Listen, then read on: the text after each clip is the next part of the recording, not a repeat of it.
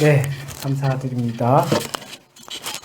저희 오늘 함께 보실 말씀은 요엘서 2장 23절부터 32절 말씀 가지고 내 이름을 부르면 이라는 제목으로 함께 말씀의 은혜 나누고자 합니다. 근데 이 본문 말씀이 꽤 길죠. 그래서 이 본문 말씀 다 저희가 다루진 못하고 오늘 성만찬도 있고 해서 말씀을 좀 짧게 하는 날이잖아요. 그래서 아마 본문 말씀을 다 다루진 못할 겁니다. 근데 요거 하나만 기억하시면 될 것 같아요.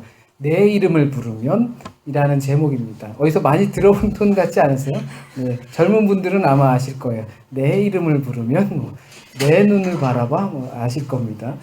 요엘은 여호와가 하나님이다 라는 이름의 뜻이에요. 요엘 선지자. 근데 이 요엘 선지자는 오늘 요엘 말씀에서만 활약을 하고 이 사람이 누군지, 이 사람의 아버지가 누군지도 모르는, 그러니까 그 듣보잡입니다. 듣도 보도 못한 그런 사람의 인물이 요엘인데, 이 짧은 성경 부분에 요엘, 여호와는 하나님이다. 여호와가 하나님이다.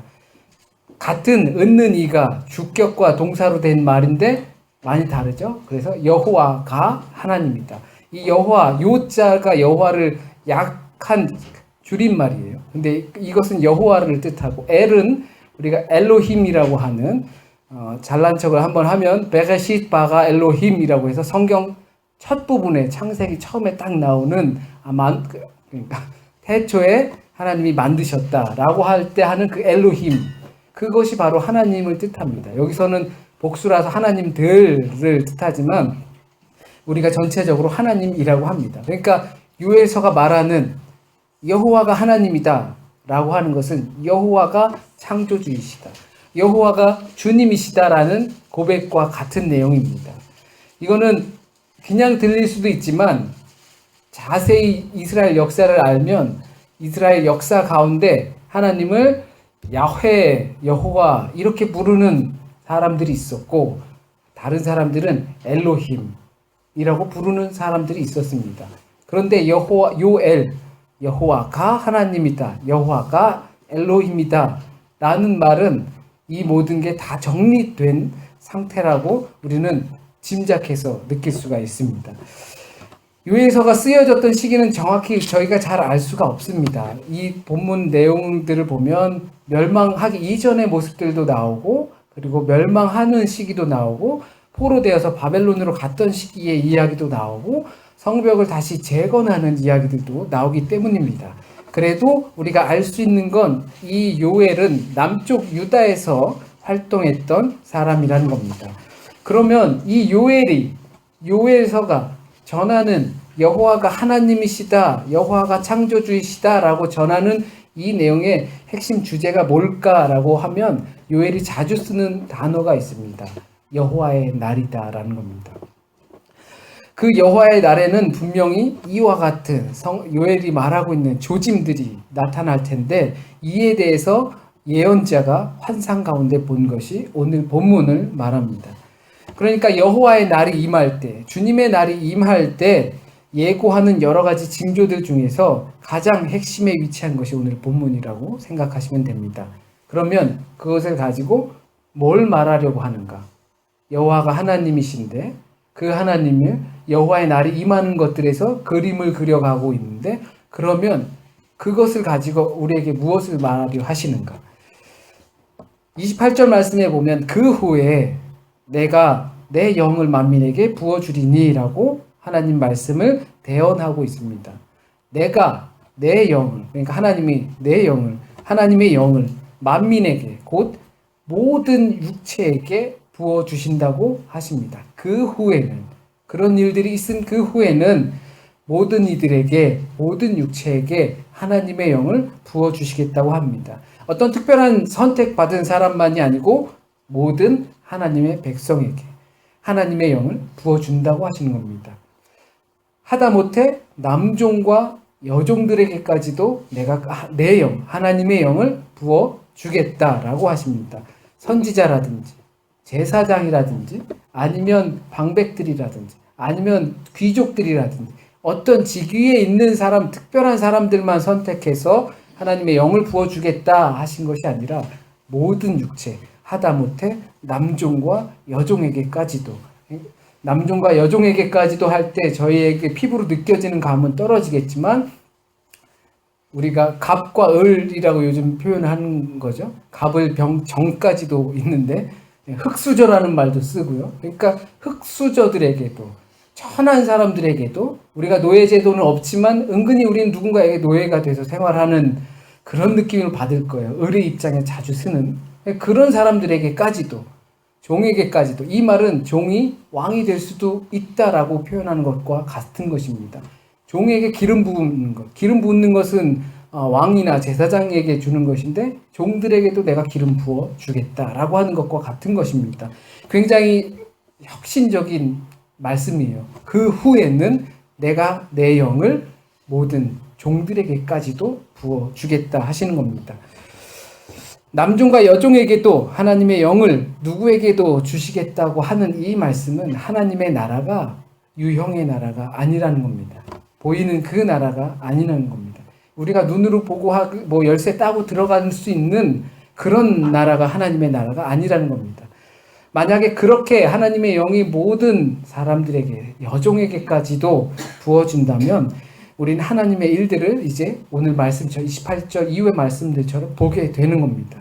사람마다 앞으로 닥칠 일들을 알게 되는 것이고 어떻게 살아가야 될지를 알게 되는 것이고 장래의 일을 말하게 될 것이고 꿈을 꾸게 될 것이고 노인이 꿈을 꾼다는 거죠. 노인이 다 죽어갈 때가 돼서 막말로 하자면 앞날을 계획하는 거예요. 그리고 젊은이들은 이상을 막 이렇게 환상 같은 것들을 보게 되는 거죠.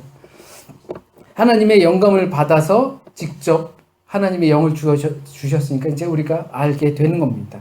장래의 일을 그리고 미래의 일을 이상을 그리고 꿈을 꾸게 되는 겁니다. 그런데 장래의 일, 이상 그리고 꿈 이것도 우리의 눈으로 보이는 유형의 것들이 아니라는 겁니다.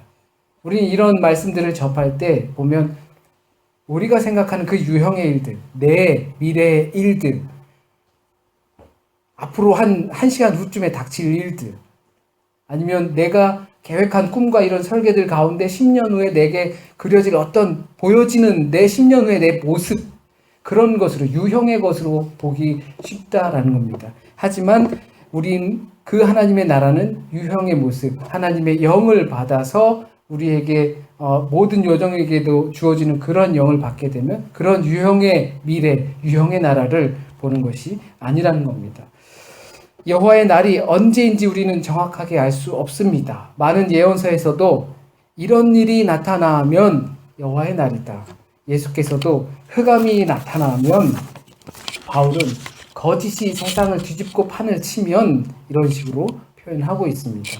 이렇게 따지고 보면 지금 우리가 살아가고 있는 날이 가장 여호와의 날과 그러니까 이러한 상징들 후에 나타날 하나님의 영이 부어질 그 날과 가장 가까울 때가 아닐까 생각해 봅니다. 거짓이 판을 치고 온갖 전쟁과 기근의 난리가 심각한 상태에 있으니까 늘 말하죠. 이 종말의 때가 됐다. 이런 재난과 이런 것들이 막 그런 것을 나타내는 징후다. 라고 하는 걸 보면 지금이 그 여호와의 날과 가장 가까운 모습을 갖고 있지 않나 생각해 보기도 합니다. 그런데 사도행전 2장 14절 이후의 말씀을 보면 오늘 말씀 그대로 베드로가 설교를 합니다. 오순절 다락방에 사람들이 모여서 이제 딱 이렇게 하면 베드로가 무슨 설교를 했구나, 무슨 상황인구나 아실 겁니다. 오순절 다락방에 사람들이 모여서 함께 기도하다가 서로 각기 다른 말, 원래는 이해할 수 없는 말을 가지고 각자 자기 방식대로 기도하는데 우리가 저 사람의 말을 이해하고 듣고 할 수 있는 게 이게 어찌된 일이냐라고 하는 배경이 바로 2장입니다. 그때 베드로가 번뜩 떠오르는 거죠. 하나님의 영이 부어주면 장래의 일도 그리고 이상도 꿈도 우리가 볼 수 있다고 하더니 이때구나 베드로가 생각했겠죠. 그런 모습들을 보면서 왜 이렇게들 그래 그냥 대수롭지 않게 넘어가는 것이 아니라 바로 이때를 두고 하나님께서 요엘 선지자를 통해서 말씀하시는 거구나 라고 생각했을 겁니다. 그래서 그의 설교를 쭉 요엘서를 들으면서 쭉 설교를 합니다. 하나님의 영을 받으면 이처럼 말이 통하게 된다는 겁니다. 문과생, 이과생 서로들 대화가 안 되는 경우가 있어요. 서로가 대화가 안 되죠. 예체능과 합쳐지고 또 문과, 이과 뭐 이런 사람들이 모이면 한 주제를 가지고 얘기해도 서로 이해를 못하는 거죠. 또 좌파나 우파 아니면 급진적인 사람이나 아니면 보수적인 사람들이나 모이면 하나의 대통령을 가지고 이야기하는데 서로 이해 못해요. 서로 자기는 좋은 것 같은데 어떤 사람은 나쁜 것 같다고 이야기해요.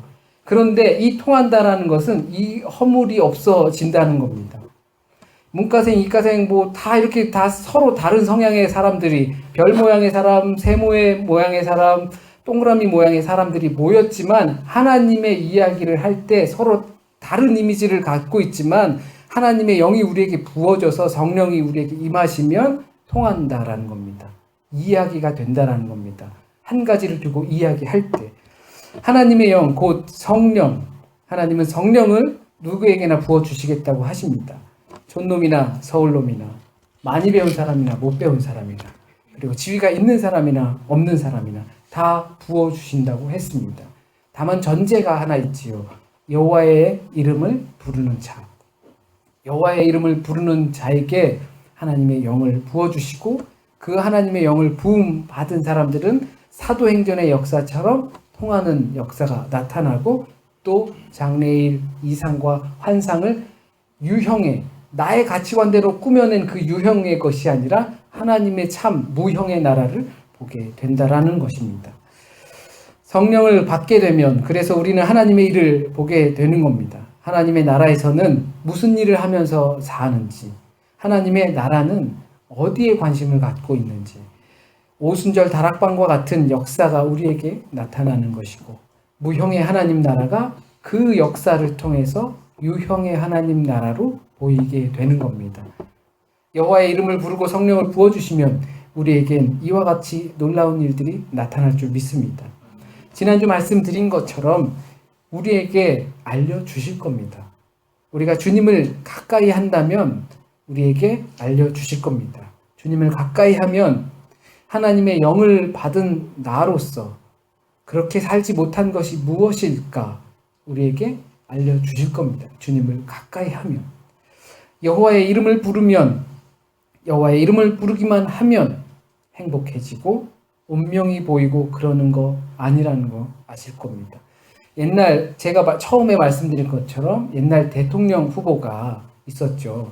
그 사람이 자기가 이렇게 말을 합니다. 내 눈을 바라봐 너는 행복해지고 내 이름을 부르면 너는 행복해지고 너 뭐 부자가 되고 막 이런 웃지 못할 상황을 만들어 놨어요. 이러면서 사람들은 참 우스꽝스럽다라고도 하지만 그 사람이 놀랍게도 9%인가 지지율을 받았습니다. 이건 믿기 어려운 상황인 겁니다. 이게 아마 일반 정당을 갖고 있는 사람보다 높은 위치에 오르는 겁니다. 그런데 이 무슨 뜻을 말하냐면 우리는 다른 것 없고 내가 행복해지고 그것만 생각하고 있다는 것을 반증하는 것입니다. 그렇게 여호와의 이름을 부른다는 것이 그냥 입으로 부르면 된다라는 걸까요? 아니겠죠. 그의 이름을 부른다는 것은 그의 이름을 새긴다는 것이고 하나님의 계율과 율법과 그 삶의 방식, 가르침 속으로 들어가겠다는 거죠. 이 부분을 베드로는 주의 이름을 부르는 자, 주의 이름을 부르는 자는 구원을 받을 것이다 라고 표현합니다. 예수를 주님으로 알고 예수께로 나아온 사람들을 뜻하는 겁니다. 주의 이름을 부르는 자 구원을 받을 것이다. 예수를 주로 시인하고 그 앞에 나오는 자가 구원을 받는 겁니다. 주여 주여 부른다고 해서 아버지께로 가는 것이 아니고 아버지의 뜻대로 행하는 자가 구원을 얻는다라고 하는 겁니다. 주님의 이름을 부른다는 것, 성령을 부어주신다는 것, 그래서 미래를 알게 된다는 것은 모두가 용한 점쟁이가 되는 것이 아니고 하나님의 길이 이제 보인다는 겁니다. 이제 하나님의 말씀의 의미가 무엇인지 슬슬 느껴진다는 겁니다. 하나님의 나라가 어떤 나라인지 알게 되는 겁니다. 이제 나는 어떻게 살아야 할지 알게 되는 겁니다. 왜 그렇다면 과거에는 알지 못했을까요? 왜 하나님의 말씀을 따라 살지 못했을까요? 별로 중요하게 생각하지 않았기 때문이겠죠. 가끔 학창 시절에 공부 정말 싫을 때가 있죠. 그런데 다 졸업하고 나서 막 성인이 되고 나서 공부가 재밌게 느껴지는 사람들도 있습니다. 학창 시절 땐 정말 하기 싫었던 부분들이 젊었을 때 또는 과거에 그랬던 것들이 시간이 일정 부분 지나고 나면 그것들이 굉장히 자발적으로 좋아지는 경우가 있습니다. 우리에게 하나님의 영을 부어주시지 않았다면 어떻게 우리가 주님의 이름을 부를 수 있겠습니까? 하나님의 영으로 충만함이 없다면 어떻게 우리가 하나님의 뜻대로 살 수 있겠습니까? 그래서 그것이 만족되어질 때 영적인 충만함을 느끼게 될 겁니다. 그렇게 되면 우린 영적인 미래가 보입니다. 그것이 곧 하나님 나라입니다. 환상을 보고 미래를 보고 한다는 것은 바로 하나님 나라를 본다는 겁니다. 그렇게 되면 나의 미래가 보이게 된다는 거죠. 어떻게 살아야 할지 보이게 될 겁니다. 무엇이 중요한지 알게 될 겁니다. 그 중에 하나님에게 쓰임 받는 사람도 생길 겁니다. 하나님의 이름을 부르고 하나님의 영을 받고 하나님의 미래를 보게 되면 이제 하나님께서 종으로 쓰시게 되는 겁니다. 오늘 함께 성만찬을 드릴 겁니다. 우리가 주님의 이름을 부르는 것만으로 구원을 얻는다고 하였습니다.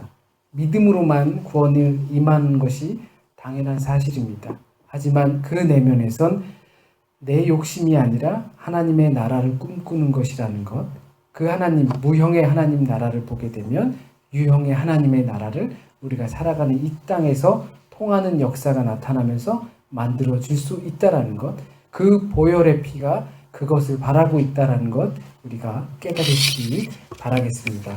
주의 이름 부를 때 함께 찬양하시고 성만찬 함께